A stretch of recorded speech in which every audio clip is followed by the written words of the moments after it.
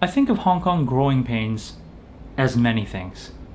It is a book of transition and struggle, a volume of work that launches off from a childhood steeped in insecurity before it docks in the world of uncertain adults.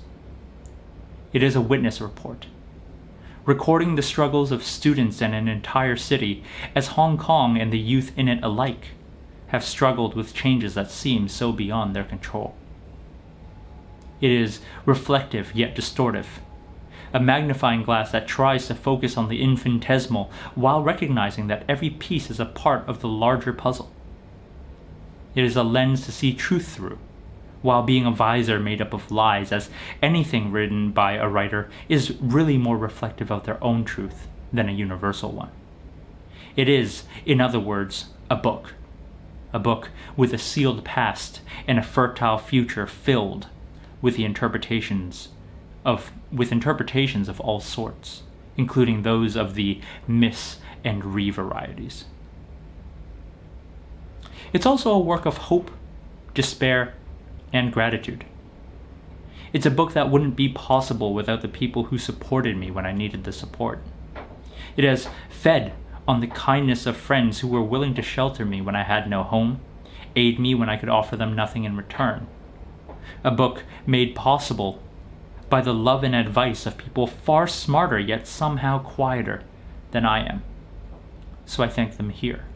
My wife, Proverse Publishing, the Nandas, Michael Yaw, Esther Chua, all of my teachers, mentors, and my lifelong companions, Benjamin Lau, Arthur Chung, Rahul Pillai, and others that I simply don't have the time to thank for supporting me to this point, and I hope to more books in the future. Finally, there's one more thing that this book is. It's incomplete.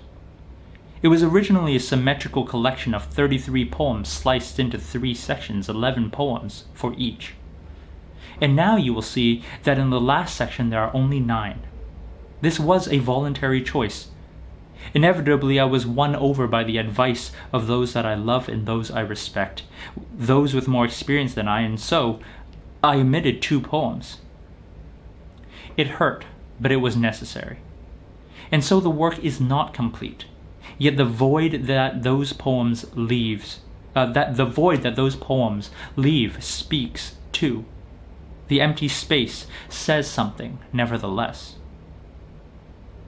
In the end, Hong Kong Growing Pains is a book of poems about Hong Kong, the city that has shaped me, a place where the streets are so packed with people that seeing everybody as individual souls is exhausting.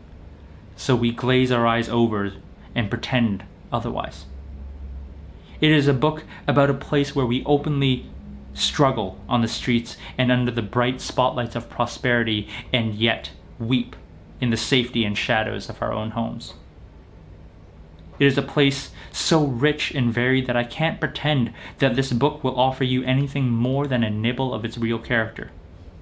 Nevertheless, this is mine, and whether or not my offering is to your taste, I hope that it goes down well, and that all readers can enjoy it in their own way.